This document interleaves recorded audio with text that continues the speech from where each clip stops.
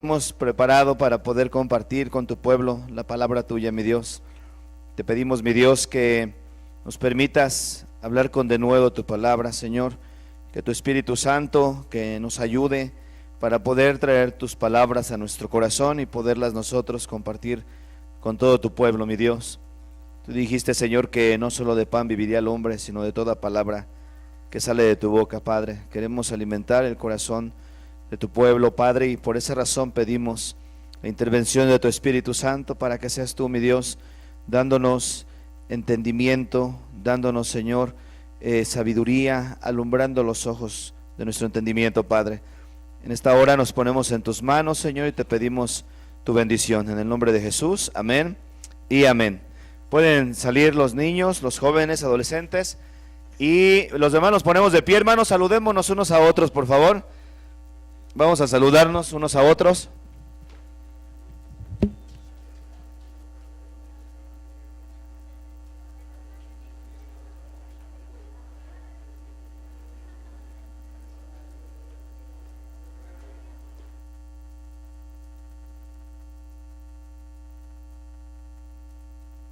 Disculpe que no le hayan podido llamar.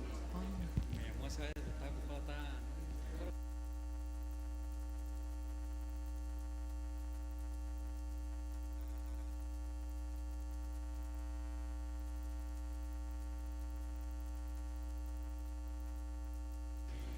Gracias, hermano.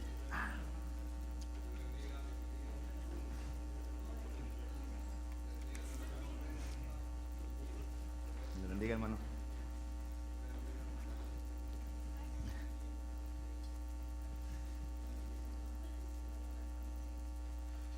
Buenas tardes, hermanos. Dios les bendiga. Permítanos darle la bienvenida a Mirza, Ramón y Darwin, que están con nosotros en esta tarde. Así que démosle un aplauso de bienvenida a nuestros hermanos que nos visitan. Dios les bendiga, hermanos. Bueno, pues entonces vamos a dar inicio, hermanos, con lo que vamos a estar compartiendo en esta ocasión. La semana pasada estuvimos comenzando un tema acerca del capítulo 6 y 7 de Primera de Crónicas. El tema que estamos desarrollando de ahí es buscando el rostro de Dios. Vamos a seguir adelante con lo que estuvimos viendo la semana pasada. Esta es la segunda parte y dimos un repaso rápidamente a todo lo que era el capítulo 6 de Primera de Crónicas, así que Segunda de Crónicas, perdón, vamos para allá. Segunda de Crónicas, el capítulo, vamos a ver muy rápido el capítulo 6. En el capítulo 6 de Segunda de Crónicas estuvimos hablando acerca del agradecimiento que Salomón expresa delante de Dios, porque Dios le dio el privilegio a él de poder construir el templo que David, su papá, tenía en su corazón construirle a Jehová. Entonces Dios no le dio la oportunidad a David que lo construyera, pero le dejó a su hijo el poderlo construir. Y una vez que Salomón ya lo termina, una vez que ya Salomón acaba, el capítulo 6, versículo 12 en adelante, nos deja ver cómo Salomón comienza a orar. Y entramos ahí porque lo que yo quería y quiero es que nosotros podamos ver, porque en estos capítulos 6 y 7 de Segunda de Crónicas encontramos unos principios que son muy importantes para nosotros poder ser bendecidos por Dios. Y entonces en el capítulo 6, todo lo que vemos ahí en la segunda parte, que es del 12 en adelante, empezamos a ver cómo Salomón le pide a Dios que sus ojos estén atentos, que pidiéndole que sus ojos, sus oídos estuvieran atentos en ese lugar día y de noche. Le empieza a pedir por los diferentes pecados que en un momento dado el pueblo de Israel llegara a cometer de ahí en adelante, teniendo precedentes de cosas que ya habían pasado en otros tiempos, de cuando el pueblo de Israel se apartaba de Dios. Y dentro de todos estos recordatorios que hace Salomón o peticiones, viene de alguna forma él teniendo conocimiento de que el pueblo en muchas ocasiones les pasaban cosas como las que él está rogando a Dios, que les ayude, que cuando llegue el momento donde el pueblo llegue a cometer este tipo de pecados, aquí nada más enumera algunos cuantos de ellos, que son los que están en el corazón de Salomón, sabiendo que hay muchos otros más. Pero por ejemplo en el capítulo 22 él habla, ¿no?, de que si hay un agravio entre hermanos, si vinieran a él, si vinieran al templo para poder conciliar el medio de esos hermanos y los pusieran en un juramento, que Dios intervenga. En el versículo 24 habla de que si el pueblo de Israel fuere derrotado delante de sus enemigos, y estamos viendo que eso es más que nada la carga que trae en el corazón Salomón, porque cuando el pueblo de Israel era atacado y los llegaban a derrotar, pues a veces les iba muy mal a todas las familias, hermano. Les iba tan mal que mataban a sus hijos, mataban, algunas veces les quitaban hasta las mujeres, hacían de ellos, los esclavizaban, y eso es una de las preocupaciones que había en el corazón de Salomón. Y es lo que le dice a Dios: Señor, de alguna forma, si tu pueblo Israel fuera derrotado delante del enemigo por haber prevaricado contra ti y se convirtieren. Entonces Salomón tiene estas cargas en su corazón, está de alguna forma pues tomando la ocasión para pedir específicamente por estas causas. En el versículo 26 vemos otra de las cargas que trae Salomón, y ahorita vamos a entrar en materia a lo que quiero compartir en esta noche con ustedes. En el versículo 26, en las cargas que trae el corazón de Salomón, que presenta como oración delante de Dios, les dice: si los cielos se cerraren y no hubiere lluvias, y luego vuelve a mencionar por haber pecado contra ti. Y que hemos visto esto, lo estuvimos viendo la semana pasada, que son cosas que pueden suceder en la vida de nosotros los creyentes, y que son cosas que es importante que las tengamos en cuenta, para que si en un momento dado se llegara a dar en nuestras vidas, con el conocimiento de la misma escritura, podamos venir y meditar en la palabra de Dios y examinar nuestros caminos, meditar en nuestros caminos, para que a la hora de meditar en nuestros caminos Dios pueda hablar a nuestras vidas, y entonces accionemos o reaccionemos como Dios quiere y espera que nosotros reaccionamos, ¿no? Entonces el pueblo de Israel básicamente dependía del cultivo, dependían de sus animales, y aquí la oración de él es de alguna forma previniendo que esto era posible que llegara a pasar, porque les llegó a pasar muchas veces. A través de varios de los profetas nos damos cuenta cómo el pueblo caía en una situación de crisis muy fuerte, sequías, hambrunas, mortandad, enfermedades que llegaban por causa del pecado. Y entonces aquí en el versículo 26 Salomón le dice a Dios: si los cielos se cerrasen, no hubiese lluvia, y dice por haber pecado contra ti. Pero nuevamente vuelve a mencionar: y si ellos oraran, y bueno, pidiéndole que escuche sus oraciones. En el versículo 32, ora por aquellos también que son extranjeros, que no son parte del pueblo, ¿sí? Y pidiéndole de alguna forma también que Dios escuche a ellos. Ahora en el versículo 34 le pide a Dios protección para que el pueblo, cuando saliera a la guerra, le dice: si tu pueblo saliera a la guerra contra sus enemigos por el camino que tú les enviaste, y oraren hacia ti, oraren hacia esta ciudad que tú elegiste, hacia la casa que he edificado en tu nombre. Y bueno, le pide a Dios que oiga sus oraciones. Entonces el versículo 36 es un versículo que vemos que tiene una confirmación en otros pasajes, aún en el Nuevo Testamento, y dice: si pecare contra ti. Pero algo importante que ellos también entendían, dicen: pues no hay hombre que no peque, ¿verdad?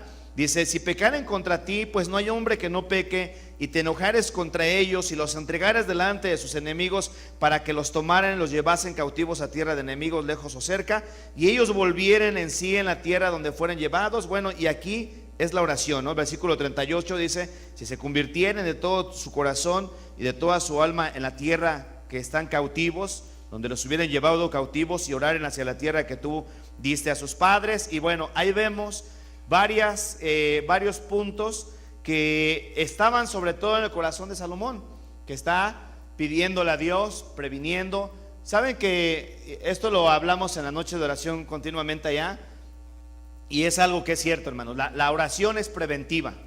La oración es preventiva de tal forma que si nosotros tenemos continuidad en nuestra oración, vamos a poder ir previniendo incluso eventos que pudieran darse en el futuro, porque es como ir invirtiendo a nuestro favor cuando le estamos pidiendo a Dios. Por ejemplo, si nosotros tenemos niños pequeños y a veces nosotros no pensamos en eso, ¿verdad? Pero empezamos a orar a Dios, Señor, que mis hijos sean hijos prósperos, que mis hijas sean hijas prósperas. Señor, que mi hija tenga un hombre que te ame, aún chiquitos.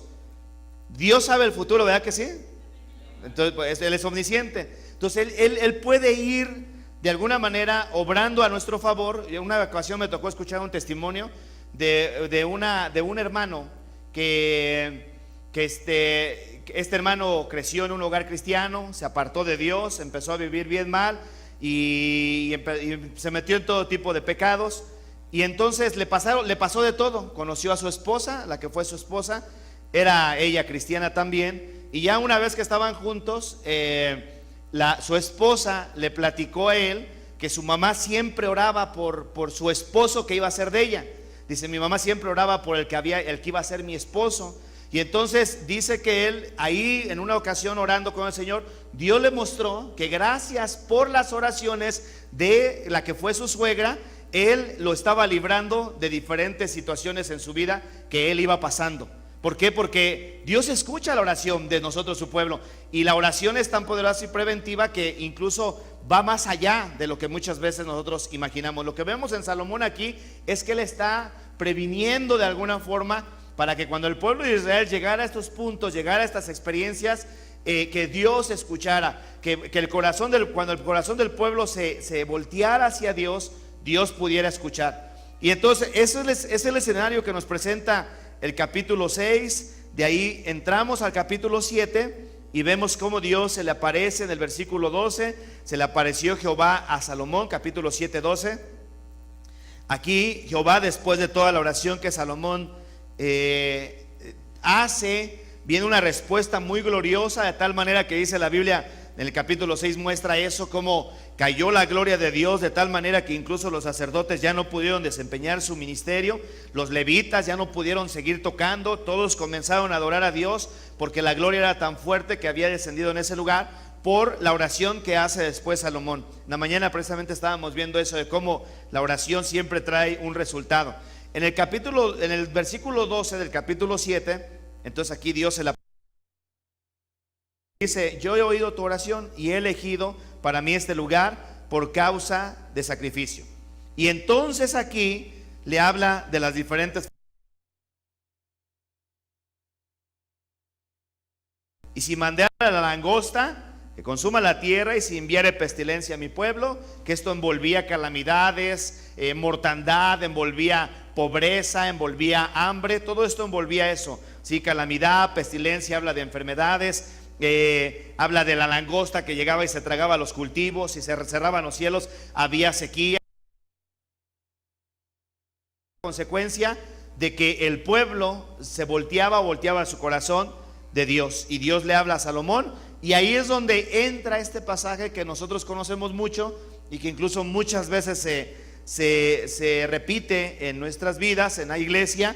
Y aquí es donde Dios le habla este pasaje a Salomón y le dice, si se humillare mi pueblo, sobre el cual mi nombre es invocado, y oraren y buscaren mi rostro, y se convirtieren de sus malos caminos, entonces yo oiré desde los cielos y perdonaré sus pecados y sanaré su tierra. Y viene la confirmación de Dios para hacerle saber a Salomón que él va a estar atento a las oraciones. Ahora, en este tiempo, hermano, como en todos los tiempos, el pueblo de Israel, uno de los lugares donde más afecto tenían era en el templo.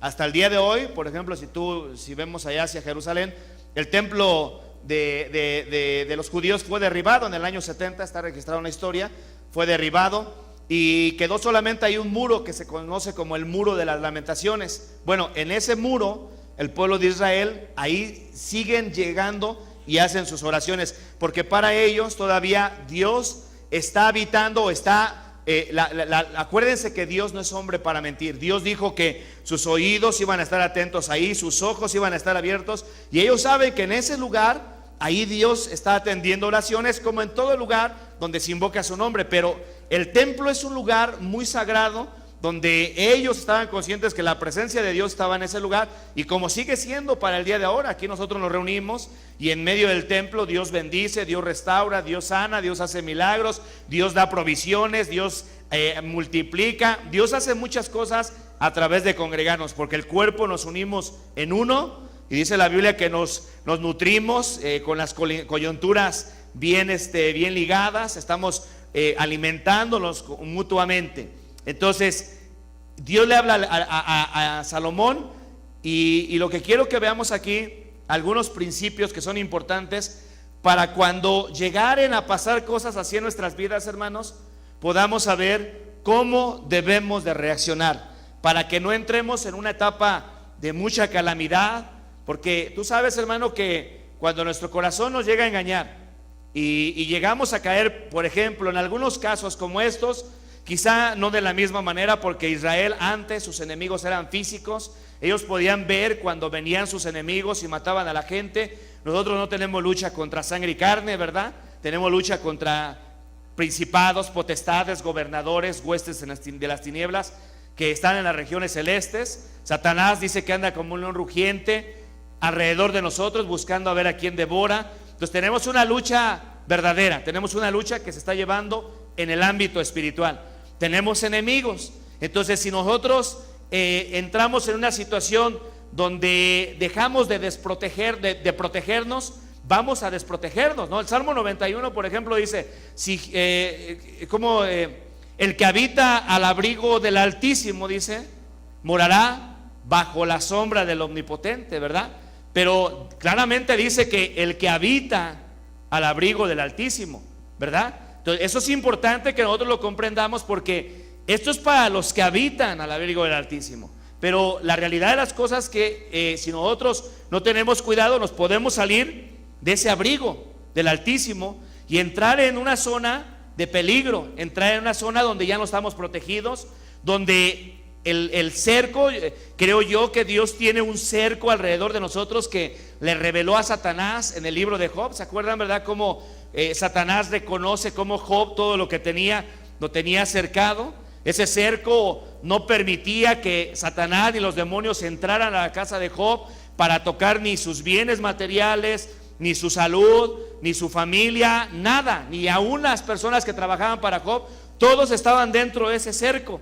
Y cuando Satanás vino varias ocasiones, lo vemos que quiso entrar, porque ese es el testimonio que le deja ver a Dios. Le dice: ¿cómo no va a adorarte Job? Si mira todo lo que tienes, lo tienes cercado, al trabajo de sus manos le has dado bendición, pero a ver, quítale lo que tiene y vas a ver si no va a comenzar a blasfemar en tu propia presencia. Entonces Dios le permite a Satanás descender nuevamente e ir y llegar a atacar la vida de Job, que para que Satanás pudiera entrar, Dios tuvo que remover ese cerco que Satanás reconoció, lo tuvo que remover y darle la oportunidad que entrara. Pero en el caso de Job había un propósito de bendición que Dios estaba elaborando, y a través de ese plan que Dios estaba elaborando, estaba usando como un títere a Satanás para traer una bendición que quería multiplicar en la vida de Job. Entonces, si llegara a pasar, por ejemplo, en el caso de nosotros, yo creo que siempre es muy importante el que nosotros meditemos, hermano, ¿sí?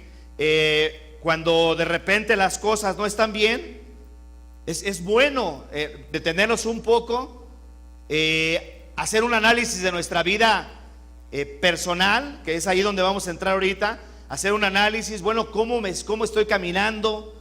En alguna ocasión le estaba compartiendo aplicándolo a nuestra vida personal, en el caso de salud, como en las finanzas, como hay personas que por medio de 3, 4 cosas que vemos en la Escritura, de alguna, por ejemplo, una enfermedad. La Biblia nos deja ver que hay enfermedades que son demoníacas. Sí lo sabemos eso, ¿verdad? En el libro de Lucas aparece una mujer encorvada que dice que tenía espíritu de enfermedad, no podía enderezarse. Y entonces el día que Jesucristo fue, dice que la libertó y le quitó aquella ligadura que Satanás había puesto sobre de ella, y se enderezó al instante. Una enfermedad espiritual, demoníaca. Entonces hay enfermedades del diablo. Lo vemos con Job. Después de que Dios le dio la oportunidad de que descendiera, tocó su piel, su cuerpo, ¿y qué pasó? Vino una sarna desde la punta de su cabeza hasta la punta de los pies, que se estaba pudriendo en vida. Se le llenó la carne de gusanos. Entonces vemos ahí que hay enfermedades que son provocadas o producto de Satanás. Hay enfermedades que vienen con un propósito divino. En la Biblia nos deja ver, por ejemplo, un ciego de nacimiento. Van caminando los discípulos, le dicen a Jesús: Señor, ¿quién pecó, este o su padre, para que haya nacido ciego? Y dice: no pecó él ni su padre, sino que es para que la gloria del Padre se manifieste en él. Pablo tenía una enfermedad, ¿verdad?, que tenía un propósito divino, el cual incluso lo menciona como un mensajero de Satanás, un aguijón en su carne que lo abofeteaba. Entonces había un propósito divino detrás de esa enfermedad, que a veces Dios las puede usar para humillarnos, para hacernos conscientes de venir a Él, para diferentes motivos. Hay enfermedades también que es por causa de descuido nuestro, porque no nos cuidamos, porque abusamos del cuerpo. Entonces esas enfermedades son enfermedades, lo que son enfermedades demoníacas, enfermedades que son provocadas por nosotros. Esas enfermedades necesitan ser reconocidas con arrepentimiento, reconociendo que estamos así porque no nos hemos cuidado, porque el templo donde el Espíritu Santo mora, pues no lo hemos cuidado como Dios quiere que lo cuidemos. Entonces hay enfermedades, hay diferentes, incluso hay enfermedades que son activadas dentro de nosotros de una forma natural, como cuando el cuerpo se enferma para sacar las toxinas, cosas así. Es algo natural que es necesario para poder librar todas esas toxinas, todos esos que muchas veces hasta químicos que tenemos dentro del cuerpo, que es necesario poderlos sacar, expulsarlos, y que es parte de la naturaleza que Dios creó en nosotros. Hay diferentes formas de desecho que nosotros identificamos por medio del cuerpo a través de diferentes formas, ¿no? Sudor y bueno, de diferentes formas que son naturales físicamente hablando. Entonces, en el caso de las finanzas pasa lo mismo. Hay personas que pueden estar siendo de alguna manera probadas por el Señor, tratando de traer un poco de escasez, a ver si su fe es genuina, a ver si siguen dándole gracias a Dios, porque es fácil darle gracias a Dios cuando todo está bien, ¿verdad? Pero es difícil cuando las cosas no están tan bien económicamente hablando, porque la verdad que cuando las finanzas son golpeadas, pues se siente el cómo se tambalea nuestra situación familiar, a veces los matrimonios comienzan a tener problemas. Todo esto es parte. Entonces hay ataques hacia las finanzas. Satanás sabe que esas son columnas no solamente personales sino familiares. ¿Sabías tú que uno de los principales problemas que provoca que haya divorcios es precisamente la situación financiera? Entonces Satanás sabe por dónde entrar y puede llegar y empezar ahí en esa zona a hacer de una u otra manera para poder hacer que la bendición que Dios quiere para esa persona o esa familia no llegue como debería de llegar. Por el otro lado también está la parte de Dios, que Dios lo usa para probar nuestra fe. ¿Te acuerdas que al pueblo de Israel dice que los llevó al desierto, los hizo tener hambre, los afligió, y dice que les dio a comer comida que no conocían ellos ni sus padres? Pero Dios los afligió para ver qué había en su corazón. Entonces hay cosas que pasan por que Dios lo permite, y la otra parte es por nuestra culpa también, por mala administración, porque somos derrochadores, porque no tenemos temor para gastar, porque compramos cosas que no debemos de comprar. Dice la Biblia en el barbecho de los justos hay abundancia de pan, pero se pierde por falta de juicio. Hay gente, hermano, que está padeciendo en sus finanzas, y no fue el diablo, no fue Dios, sino fue sus malas decisiones que están tomando a la hora de la inversión o a la hora de administrar lo que Dios les ha puesto sobre sus manos. Ahora, todo esto es importante, el tener un cuadro para poder a veces detenernos, meditar, ver por qué pasa esto, por qué pasa aquello, y basado en ese análisis que hacemos, podemos meditar en nuestros caminos. Mira, a través de el profeta Ageo nos damos cuenta cómo el pueblo de Israel estaban teniendo hambre, comían, no se saciaban, se vestían, no se calentaban, sembraban mucho, recogían muy poco. Cuando recibían su salario, lo echaban en un saco, y dice que era como un saco roto, se les iba, no veía nada. Entonces llega el momento donde Dios habla a través del profeta Ageo y le dice: mediten sobre sus caminos. ¿Y qué es meditar, hermano? Detenerte, pensar, analizar, ver por qué está pasando esto o aquello. Ahora, el pueblo de Israel era muy obvio que a veces caían por causa del pecado. Nos damos cuenta a través de la Biblia, por ejemplo, cuando el pueblo de Israel entró a la tierra prometida.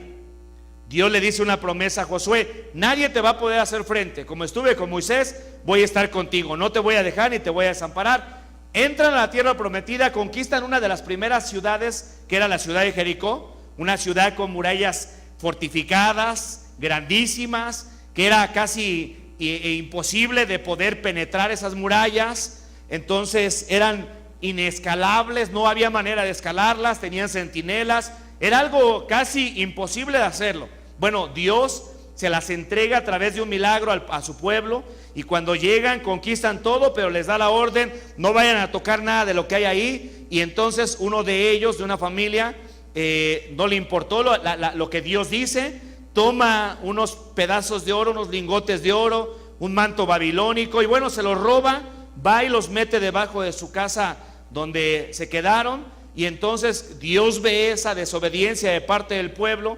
Al día siguiente iban a tener otra batalla más con una nación, una ciudad bien pequeñita llamada Ahí, y dice que se empezaron a preparar. Como Josué sabía que eran muy pocos, dice: no vaya todo el pueblo para que no se cansen, váyanse nada más unos 3,000. Y entonces los manda, y cuando van a enfrentar a sus enemigos, la Biblia nos deja ver ahí en el capítulo 6 y 7, 8 del libro de Josué, cómo los de Ahí se vienen sobre de ellos, hermano, y los empiezan a derrotar, e incluso caen muertos como 36 de ellos. Y entonces cuando llega la noticia a Josué de que esa ciudad pequeña había derrotado a los ejércitos que él mandó, pues se atemorizan, porque dicen: esto lo van a oír los demás, se nos van a venir encima todos y nos van a destruir acá. Y Josué se ve por allá en el capítulo, creo 7, por ahí se ve cómo está orando delante de Dios, diciéndole a Dios: Señor, nos van a destruir, y ahí clamando delante del Señor. Y Dios le habla y dice: ¿por qué estás así sobre tu rostro? Levántate. Y lo primero que le dice: Israel ha pecado, han hecho lo que les dije que no hicieran. ¿Y qué era lo que les había hecho que no hicieran? Que no tomaran nada de los enseres de lo que iban a encontrar allá en Jericó. A ellos no les importó, y por esa causa fueron derrotados de sus enemigos. La indiferencia era una de las causas, hermano, que provocaba que los cielos se cerraran. Lo vemos en el caso de Ageo, de Abdías, de Ageo, y no recuerdo el otro, Malaquías también habla de eso, de cómo llegaba el momento donde, por ser indiferentes a la obra de Dios, al templo de Dios, llegaba un momento donde estaban en esclavitud. Dios los libertaba de la esclavitud, llegaban para allá, comenzaban con muy buena actitud, ¿verdad? Empezaban a reconstruir el templo, venían reconstruyéndolo, y de repente empezaban a prosperar y se apartaban del templo y lo dejaban abandonado, lo dejaban a la mitad. Entonces, a raíz de eso empezaba a haber pobreza, escasez en la vida de ellos. ¿Por qué? Porque se volvían indiferentes para lo que para Dios es muy importante. Y para Dios su templo, por supuesto que era muy importante, y ellos lo tenían como algo no dentro de sus prioridades. A través del profeta Ageo hay una palabra que ellos decían de esta manera: no ha llegado el tiempo en que la casa de Jehová sea reedificada. O sea, no es el tiempo, como diciendo: déjenla ahí, va a llegar un tiempo. Como mucha gente a veces que se le habla, por ejemplo, de compromiso, y pues estoy en el tiempo de Dios, cuando Dios me hable, cuando Dios quiera. Y ellos así se comportaban. No ha llegado el tiempo en que la casa de Dios sea edificada, no ha llegado el tiempo. Pero Dios le dice: pero ustedes viven en casas artesonadas, y esta casa mía, dice, está vacía. Y entonces les comienza a hablar de todo lo que venía a sus vidas del pueblo de Israel por causa de la indiferencia que ellos tenían hacia los asuntos de Dios. Esto es algo, hermano, nos deja ver la palabra, que fue escrito para nuestra enseñanza. De hecho, la palabra de Dios dice que las cosas que se escribieron antes fueron escritas para nosotros, hermano, para que testimonios que hay allá no los hagamos, para tener esperanza como aquellos que tenían esperanza, para que también tengamos temor de Dios. En varias ocasiones vemos cómo Pablo habla de cómo el pueblo de Israel se sentaba a jugar, no les importaba, Dios mandaba mortandad, y luego habla en el Nuevo Testamento trayendo ejemplos de cosas que el pueblo de Israel vivía allá, para que los hermanos en la iglesia naciente tuvieran temor y pudieran ver hacia las cosas que ya les habían pasado en otro tiempo al pueblo, y que no se comportaran de la misma manera, porque el Dios nuestro, hermano, sigue siendo el mismo Dios de ayer, de hoy y por los siglos. Dios no ha cambiado, sigue siendo el mismo. Entonces, las cosas, las maneras en cómo Dios obra, opera, sigue siendo lo mismo. El Antiguo Testamento y el Nuevo Testamento, hermano, es un solo libro. Mucha gente, por ejemplo, no les gustan algunas de las cosas del Antiguo Testamento, específicamente, ¿no? Por ejemplo, el diezmo. No, el diezmo es del Antiguo Testamento, pero las promesas, esas sí les gustan. Y no hay ninguna diferencia. Ciertamente, si hay cosas que ya cesaron, por ejemplo, los sacrificios, ya sabemos que los sacrificios cesaron. ¿Por qué? Porque el Cordero de Dios que quitó el pecado del mundo ya fue sacrificado, que es Cristo Jesús. Ya no hay más sacrificios. Sí, varias de las leyes para los esclavos, por ejemplo, y en este tiempo ya la esclavitud ya se abolió, no es legal la esclavitud. Muchas otras cosas que vemos que ya pasaron, pero muchas de las cosas del Antiguo Testamento siguen vigentes, están ahí, y cuando tú y yo las ponemos en práctica y las observamos, vamos a vivir con la bendición de Dios, porque Dios las dejó escritas para instruirnos a nosotros. Toda la Escritura, hermano, es inspirada por Dios, toda, no solamente el Nuevo Testamento, toda la Escritura es inspirada por Dios. Entonces, ya con todo esto, entramos al capítulo 7:14, y aquí viene la solución para todos esos problemas. Viene la solución para cuando vengan esos momentos difíciles, hermano, que es posible que tú y yo en algún momento de nuestra vida nos encontremos, porque a veces nos descuidamos, ¿verdad? A veces sin darnos cuenta podemos dejarnos manipular por espíritus, por ejemplo, de estupor. La Biblia habla de un espíritu de estupor en el libro de Romanos, como Dios a su pueblo permitió que viniera sobre ellos espíritu de estupor, ojos con que no veían, oídos con que no oían, y entonces Cristo anduvo con ellos, Dios mismo caminando con ellos, no lo reconocieron, y así estaban adormecidos. Estaban de alguna forma bajo la influencia de ese espíritu, el cual los tenía bien adormecidos. El espíritu del mundo, el espíritu de temor, bueno, varias cosas que pueden estar sucediendo en nuestra vida, y nosotros podemos estar viviendo bien campantes, o sea, sin darnos cuenta de que a lo mejor estamos siendo consumidos en nuestras bendiciones que Dios quiere, por la forma en cómo nosotros nos estamos comportando con Dios sobre todo. Porque Dios nos ha llamado a cada uno de nosotros con un propósito.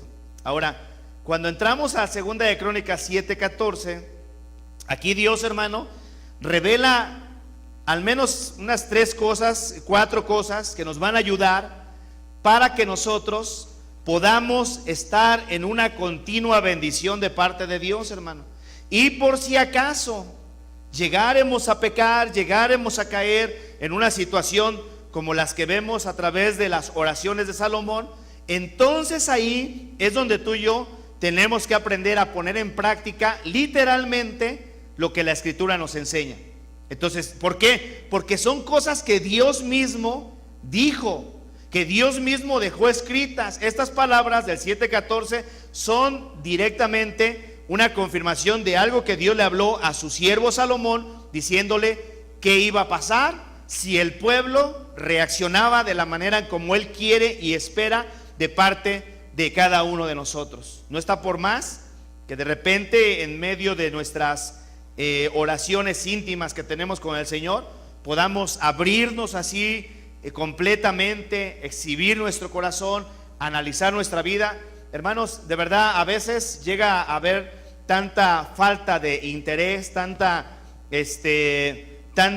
falta de sensibilidad en la conciencia, porque también la conciencia, cuando no se cuida, puede llegar a un punto, hermano, donde se cauteriza, se comienza a encallecer, se comienza a engrosar, de tal forma que hay gente que puede estar pecando, o habemos personas que podemos estar pecando y ya no sentimos, ya ni nos damos cuenta, ya no nos mueve, estamos empezando a caer en una situación de muerte espiritual. Lo mismo que pasa con un muerto que no siente, que así le claves un clavo con un martillo, ya no va a sentir nada. Así hay personas que, si no cuidamos nuestra vida, puede llegar al punto donde nos volvemos insensibles, donde ya pecamos de una manera voluntaria, deliberada, y como vemos que no pasa nada, decimos pues no tiene nada de malo.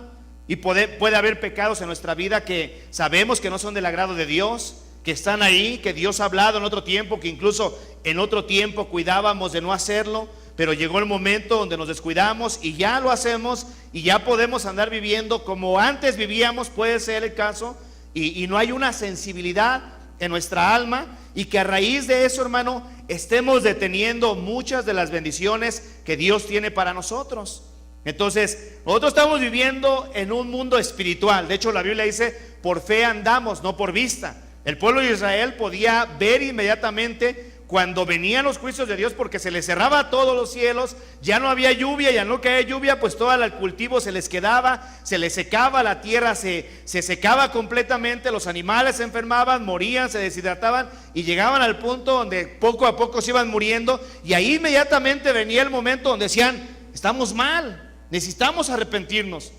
Entonces ahí reaccionaban y tenían que volver a clamar delante de Dios. En el caso de nosotros, metidos en este mundo en el cual ciertamente estamos un poco ilimitados, o limitados más bien, no alcanzamos a ver cuando hay ataques de parte del diablo sobre nuestra vida, sí, pero a través de las cosas y experiencias que vamos teniendo, podemos identificar cómo estamos viviendo, cómo estamos caminando.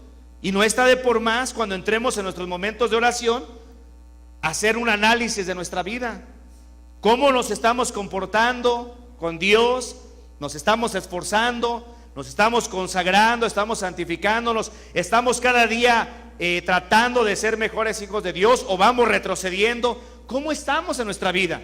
Poder llegar a ese punto. Yo no sé si en alguna ocasión hayas tenido o tengas la oportunidad de vez en cuando de meterte en tu aposento, ahí cerrada la puerta de tu aposento, tratar de retroceder un poquito y darte cuenta quizá de pecados que ni siquiera le hemos pedido perdón a Dios, pecados que están ahí, que estamos cometiendo y que, pues como son para nuestro gusto, pecados que no tienen mucha fuerza, decimos, bueno, pues mentiras, malas palabras, cosas de diferente tipo que sabemos que son del desagrado de Dios.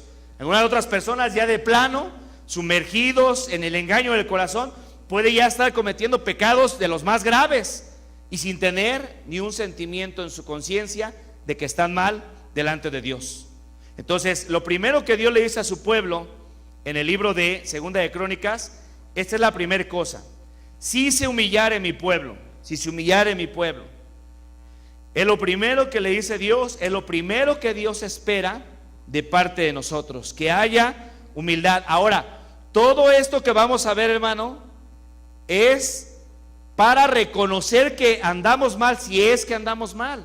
Yo no quiero hacerte sentir algo que tal vez no sea el caso tuyo, pero si no es el caso tuyo, bueno, que lo tengas entre tu archivo en tu corazón, para cuando venga el momento, entonces sepamos cómo debemos de accionar, cómo debemos de proceder para recibir la bendición de parte de Dios, ¿ok? Entonces, vemos aquí, si se humillare mi pueblo, la primera cosa que Dios pide entonces es que su pueblo, ¿qué haga, hermano? Se humille, ¿verdad? Se humille. Y humillarnos, hermano, bueno, de alguna forma, en el sentido de lo que queremos ver y estamos viendo a través de de la confirmación de Dios, es reconocer, ¿sí?, a Dios como el soberano, reconocer que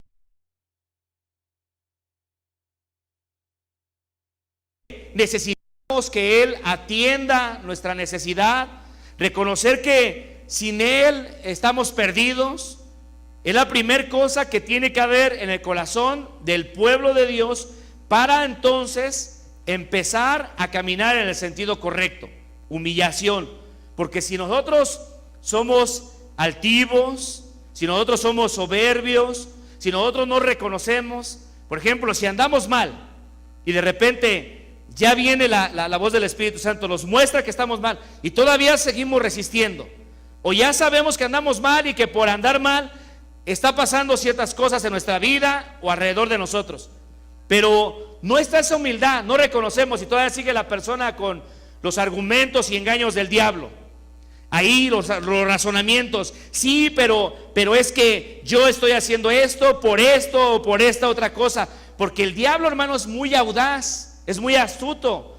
El apóstol Pablo hablaba de las armas de nuestra milicia, que no son carnales, ¿verdad?, sino poderosas en Dios para la destrucción, ¿de qué? De fortalezas. ¿Qué son esas fortalezas?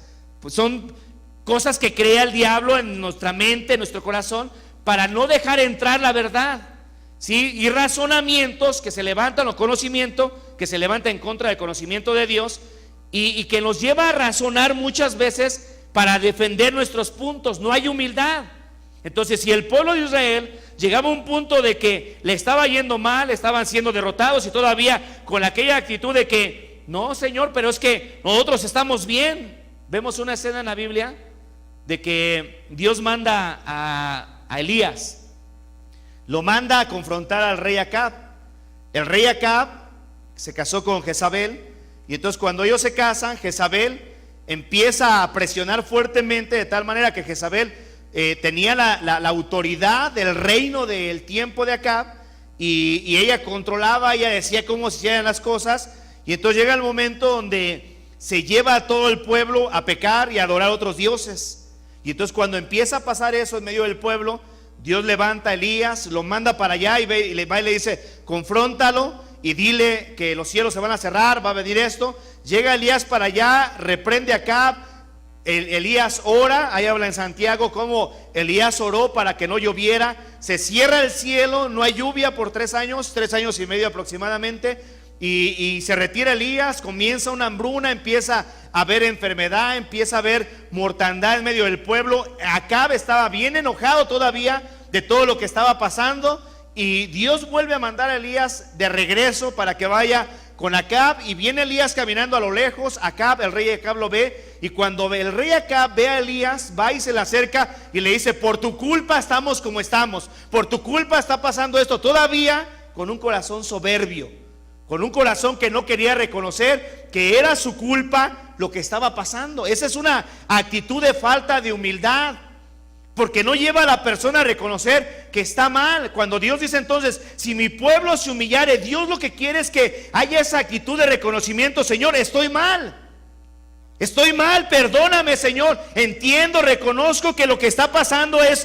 por mi culpa, y no andar buscando culpables alrededor de nosotros.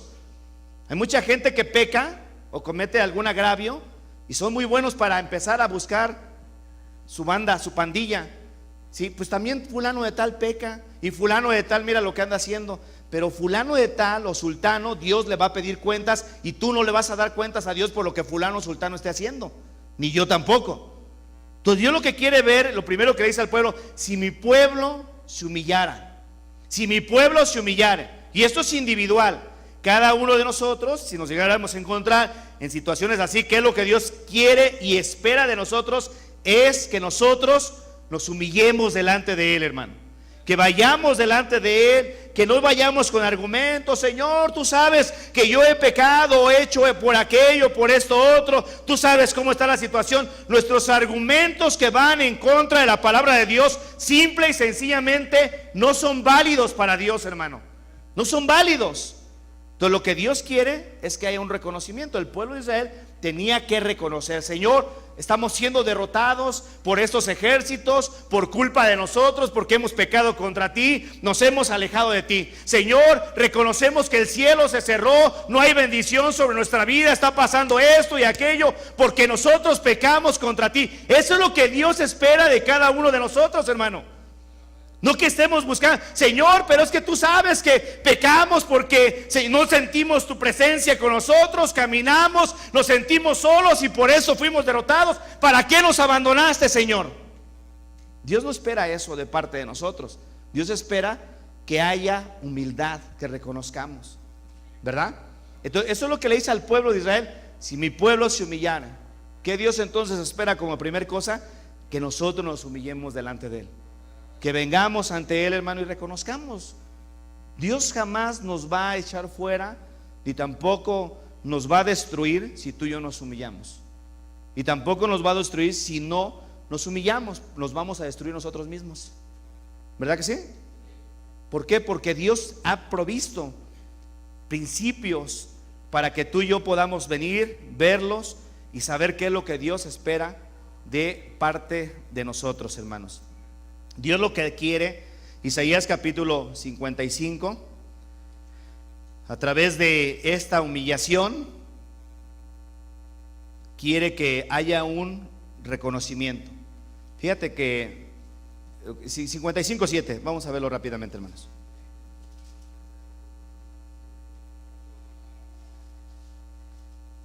¿Ya están? Dice: deje el impío su camino y el hombre inicuo sus pensamientos. ¿Y qué quiere? Y vuelva hacia Jehová, el cual tendrá de él misericordia, y al Dios nuestro, el cual será amplio. ¿En qué, hermano? En perdonar. ¿Sí? En perdonar. Proverbios capítulo 3, versículo 34, hermano. Vamos para acá rápidamente. Esto es algo muy importante para que veamos cómo Dios, hermano, quiere bendecir nuestras vidas si tan solo obedecemos los principios que Él nos deja escritos en su palabra. Proverbios 3, versículo, ¿qué dice? 34. Dice: ciertamente Él escarnecerá a los escarnecedores, y a los humildes, ¿qué dice, hermano? A los humildes, ¿qué, hermano? Capítulo 3, versículo 34. A los humildes dará gracia. ¿Qué es la gracia de Dios, hermano? Lo que Dios nos da sin merecerlo, ¿verdad? Dios nos da cosas que no merecemos. Cuando tú y yo andamos pecando, realmente necesitamos ser disciplinados por Dios, ¿verdad? Dios no nos disciplina, eso es su misericordia. Y a cambio de eso nos da su gracia. Esas son bendiciones que nos da porque tú y yo hemos reconocido y nos hemos humillado delante de Él, hermano. Dios es bueno para con nosotros. Amén. Santiago capítulo 4. Santiago capítulo 4 y versículo 10. Ayúdenme a leerlo, por favor, hermanos. ¿Ya están ahí? Capítulo 4, 10 de Santiago. ¿Ya están? Dice: humillaos delante del Señor, ¿y qué? Y Él os exaltará. ¿Sí? Entonces Dios a los humildes dice que Él los atiende, pero a los altivos los mira a lo lejos, hermano.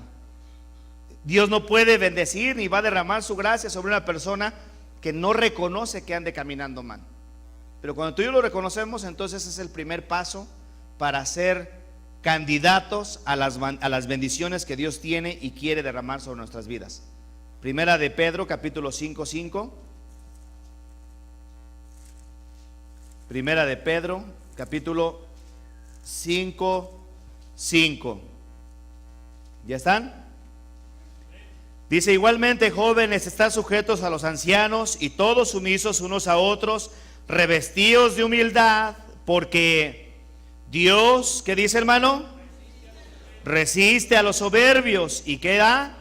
Da gracia a los humildes.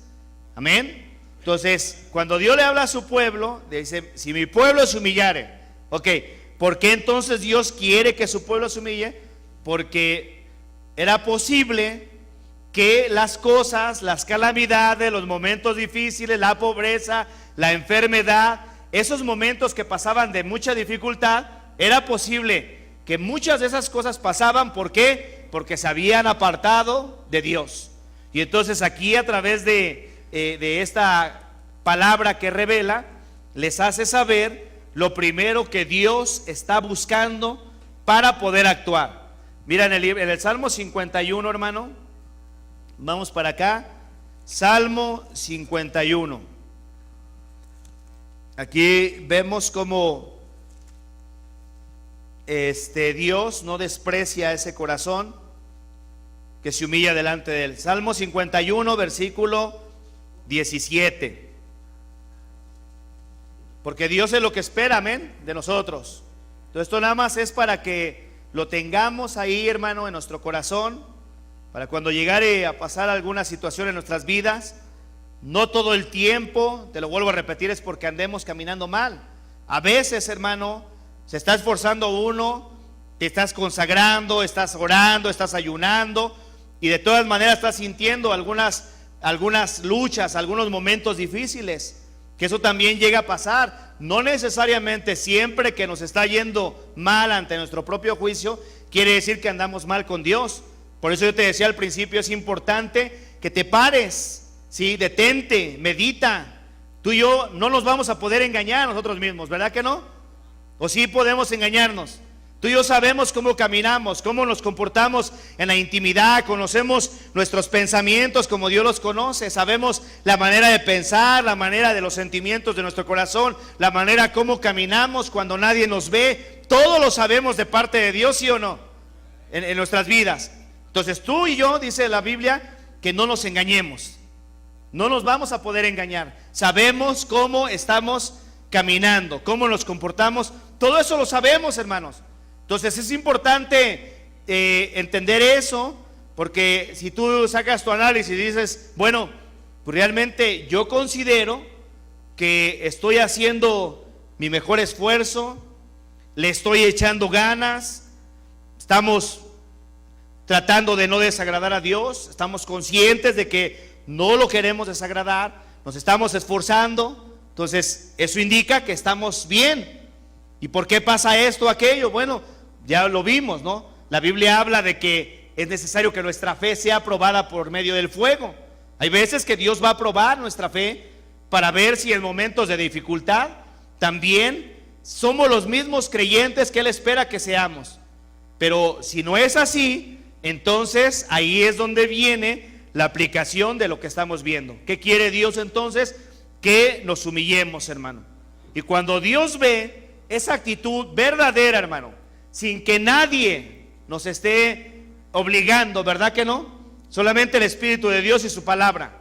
Porque algunas personas se humillan, que por cierto puede ser, o hablando del arrepentimiento, puede ser nada más un remordimiento, pero no hay cambio de manera de ser, no hay cambio en su vida, no hay cambio nada, sino sigue siendo la misma persona. La Biblia habla del arrepentimiento que produce el mundo, no trae cambios, sigue trayendo muerte, pero el arrepentimiento que es según Dios sí produce un verdadero fruto. Entonces, si el hecho de venir, y esa es la confianza que tenemos que tener como hijos de Dios, hermano, todos pecamos, amén. Eso es una realidad. Salomón lo habló ahí, si lo vieron, ¿no? Juan también dice que si alguno dice que no tiene pecado, le hacemos a Dios mentiroso. Entonces, por causa de pecado es posible que pasen ciertas cosas en nuestras vidas. Si ese fuera el caso, venimos con confianza, pero con una actitud de humildad. Acerquémonos delante del trono de la gracia para encontrar gracia confiadamente, acerquémonos confiadamente delante del trono de la gracia para encontrar gracia y oportuno socorro. Si tú y yo reconocemos, ok, yo estoy mal, Señor, yo no quiero seguir así, necesito venir a ti. Venimos, hermano, nos humillamos delante de Él y reconocemos nuestro pecado delante de Él. Lo que estemos haciendo mal, sea personalmente, sea familiarmente, lo reconocemos delante de Dios. Amén. ¿Para qué? ¿Qué es lo que queremos que pase? A través de una humillación de ese tipo de nuestra persona hacia Dios. Queremos que Dios nos restaure, queremos que Dios nos perdone, queremos que Dios nos siga bendiciendo, queremos que robar la atención de Dios, que sus ojos estén atentos, sus oídos a nuestras oraciones, pero hay una actitud correcta que es humillación, hermano. La humillación entonces de la que habla Crónicas es que nos humillarnos reconociendo que andamos mal, si es que andamos mal. Y si no andamos mal, pues qué bueno, gloria al Señor, ¿verdad? Porque Dios tiene diferentes maneras de trabajar con nosotros. Él es el alfarero, nosotros somos el barro. Capítulo 51, versículo 17, hermano. ¿Ya están ahí? Dice la palabra de Dios lo siguiente: los sacrificios de Dios son el espíritu, ¿cómo, hermano? Quebrantado. Al corazón contrito y humillado, ¿qué dice, hermano? No despreciarás tú, oh Dios. Ahí está la clave, hermanos. Cuando nos encontremos en una situación así, incluso si este salmo, no lo vamos a tocar todavía, pero este salmo precisamente fue un salmo que David escribió después de varios pecados en serie que cometió, en el cual se vio envuelto, se estaba muriendo, se estaba desgastando, sus huesos se le estaban secando, y cuando Dios le habla, cuando Dios le muestra esto a David, se da cuenta de que había entrado en la posición correcta, ¿sí? Los sacrificios de Dios son el espíritu quebrantado, el corazón contrito y humillado, no desprecias tú, oh Dios. Aquí estoy delante de tu presencia, Señor, humillado. Reconozco que hemos pecado, reconozco, Señor, que he hecho lo que no te agrada. Eso es humillarse delante de Dios, hermano. Y te lo vuelvo a repetir, haciendo a un lado todo argumento que tengamos. Es como cuando a alguien se le pide, por ejemplo, perdona a fulano de tal, y aquella persona, sí, sí lo perdono, pero es que esto y esto, o perdonas o no perdonas. Y si vas a perdonar te vas a olvidar de todo y ya los argumentos ya no son válidos. Amén.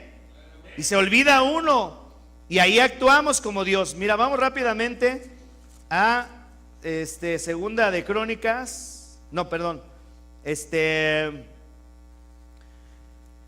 Primera de Corintios. Segunda de Corintios 10. Segunda de Corintios 10:4. Entonces, el primer paso que Dios le habla a su pueblo es que se humille, ¿verdad? Esa es la primer, viene siendo el paso número 1 para recibir la gracia de Dios. Es sumamente importante hacer eso, hermanos. ¿Ya están? Dice el 10:3, dice, aunque andamos en la carne, no militamos según la carne. Porque las armas de nuestra milicia no son carnales, sino poderosas en Dios para la destrucción de fortaleza. Y luego dice, derribando, ¿qué, hermano? Todo argumento. Y eso es todo razonamiento, ¿sí? Lo primero que tenemos que hacer es quitar todo razonamiento. Señor, pero es que yo pequé por esto, por aquello, o hice este error por esto, por aquello. Quita tus argumentos, no son válidos delante de Dios. Lo único que Dios quiere escuchar, Señor, perdóname. Reconozco que pequé, ¿sí? No, pequé por esto, pequé por aquello. No, simplemente reconocer, en el caso de lo que estamos viendo, por nuestro pecado y punto delante de Dios, para que Dios pueda obrar a nuestro favor. Para destrucción, versículo 5, derribando argumento y toda altivez que se levanta contra el conocimiento de Dios. Y luego dice, llevando cautivo todo pensamiento a la obediencia a Cristo. Entonces, llegamos ante Dios, hermano, y ya ahí no hay argumentos. En los momentos, Brian, acompáñame por favor, hijo. En los momentos en los cuales llegamos a pasar momentos de dificultad, y esto como testimonio nada más para que lo consideren en su corazón, de momentos de dificultad, puede ser como familia o personalmente. Si es un tiempo donde uno tiene que detenerse, hermanos, y meditar. Porque si tan solo fuéramos humildes y reconociéramos, inmediatamente va a venir un cambio rápido, porque Dios va a empezar a actuar a nuestro favor.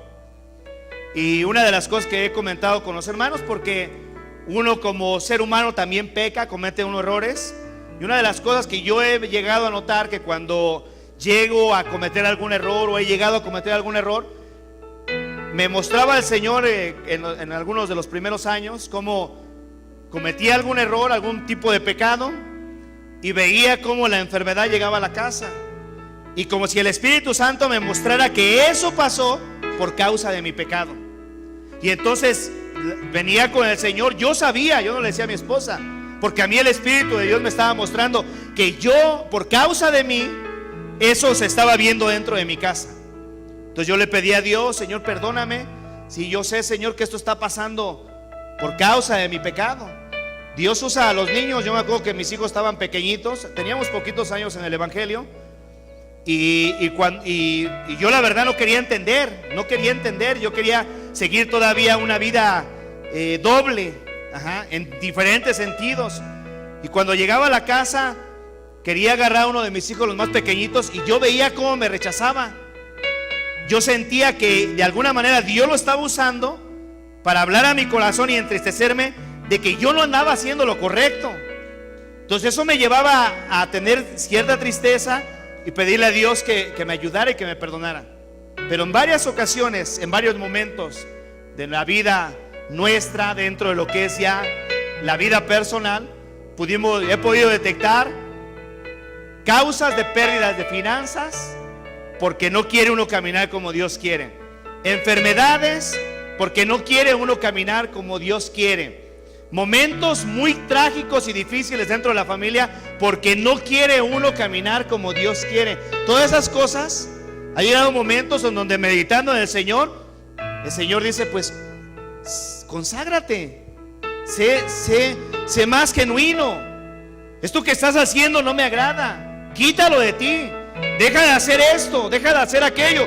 Y hermano, cuando entramos en la intimidad con el Señor, te garantizo que Dios siempre, si es que cosas así están pasando, siempre va a llegar el momento donde Dios nos va a mostrar y nos va a decir: esto está pasando por tu culpa, está pasando porque no eres humilde, porque quieres seguir viviendo así, porque quieres seguir viviendo así, porque no quieres humillar tu corazón delante de mí. Y Dios nos va a mostrar en diferentes maneras alrededor de nuestra vida y diferentes tiempos, hermanos. ¿Qué es lo que nosotros tenemos que hacer? Aprender a humillarnos delante de Él, reconocer: Señor, perdóname. Sí, como el hijo pródigo cuando salió de la casa, ¿se acuerdan? Al principio salió muy león, ¿no? Papá, dame los bienes, la parte de los bienes que me pertenecen. Digo muy león porque se sentía muy seguro con imagínate, toda la herencia en sus manos, un dineral, sí, por todos lados, a lo mejor su petaca llena de cosas, de dinero y todo, y empezó a hacer planes: ahorita voy a vivir haciendo esto y aquello. Llegó el momento donde todo se le acabó. ¿Sí se acuerdan, verdad? Todo se le acabó, y entonces ahí comenzó ahora a venir la caída de su altivez, hasta llegar al punto de darse cuenta y decir: ¿qué estoy haciendo? ¿Qué estoy haciendo? Y ahí comenzó Dios a llevarlo hasta un punto, hermano, que a mucha gente ha tenido que llevar simplemente porque no quieren humillarse delante de Dios, porque no quieren reconocer que caminan mal delante de Dios. No hay necesidad de llegar hasta hoyos tan profundos y antes de que empiece a pasar eso poder venir: Señor, perdóname. Correr rápido a sus pies. ¿Para qué esperar a que pase una tragedia en medio de nosotros? Hermano, ha habido casos de todo tipo que pasan en la vida de la gente por falta de humildad en sus corazones, que hasta que viene el golpe fuerte y entonces retumba todo, tiembla todo, viene y vibra todo alrededor de nosotros, decimos: Padre, perdóname. ¿Por qué tener que llegar hasta ese punto? Cuando Dios nos da principios fáciles, dice Él: si mi pueblo se humillare, si tan solo se humillare. Entonces, ¿qué es lo que Dios está esperando a nosotros? Venir, postrarnos a sus pies, tirarnos a sus pies: Padre, perdóname, Señor. En la Biblia vemos escenas, hermano, que realmente, si las tomamos en cuenta, son dignas de imitar. En una ocasión Jesucristo fue invitado a una casa de un fariseo, ¿se acuerdan? Creo era Simón. Llega para allá, Simón le insistió mucho a Jesús: ven a mi casa, ven a comer y esto. Jesús lo atiende, llega a su casa, indiferente Simón, lo invitó nada más por molestar nada más. Llega, lo sienta, están ahí platicando y de repente aparece en el escenario una mujer en el suelo, besando los pies de Jesús, llorando en los pies de Jesús, enjuagando con sus cabellos los pies de Jesús, ahí llorando. Y aquellos hombres hipócritas, si supieran quién es esa pecadora, si fuera profeta, supiera que esa mujer es una pecadora, decían. Pero esa mujer, hermano, estaba a los pies de Jesús porque ella sabía que sí era una pecadora, pero también sabía que necesitaba de la gracia de Dios, como tú y yo necesitamos, hermano, como tú y yo necesitamos en diferentes momentos de nuestra vida. Así es como debemos de venir delante del Señor en todo momento: Señor, aquí estoy, perdóname, Señor. Y cambia todo, hermano, para bien de nosotros. Póngase de pie, por favor. Cierra tus ojos. Padre, venimos delante de tu presencia, Señor, dándote gracias por tu gracia, que muchas veces, Señor, derramas sobre nuestras vidas, aún sin merecerla, Padre. Muchas veces no somos merecedores de ella, Padre, mas sin embargo, en tu amor manifiestas tu misericordia deteniendo lo que merecemos y mostrando tu amor y tu gracia para nosotros. Padre celestial, ayúdanos, Señor, y enséñanos a vivir como tú quieres que vivamos, Padre. Que cada uno de nosotros, Padre, podamos esforzarnos día con día, día con día, dando lo mejor de nuestras vidas, Padre, guardando nuestros caminos, Padre, viendo alrededor nuestro, para que de esa manera, Padre, nuestros caminos, mi Dios, te sean agradables a ti, Padre. Señor, siga haciendo tu obra en la vida de cada uno de nosotros, tu pueblo, Padre. Necesitamos de tu gracia sobre nosotros, Padre. Mi Dios, si en medio de nosotros, alguno de nosotros, Señor, nos hemos vuelto insensibles, como Pablo hablaba, Dios, que la conciencia se cauteriza, mi Dios, y nos hemos vuelto insensibles, y tal vez, Señor, no nos damos cuenta de que estamos fallando.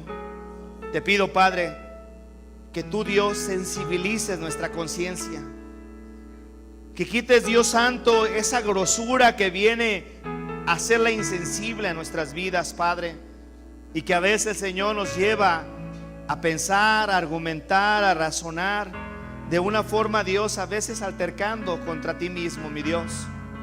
Enséñanos a vivir, Padre, día con día. Llévanos de tu mano, Señor. Reconocemos que necesitamos de ti, Padre, para poder caminar y dar pasos a tu lado, pasos que te agraden, Señor.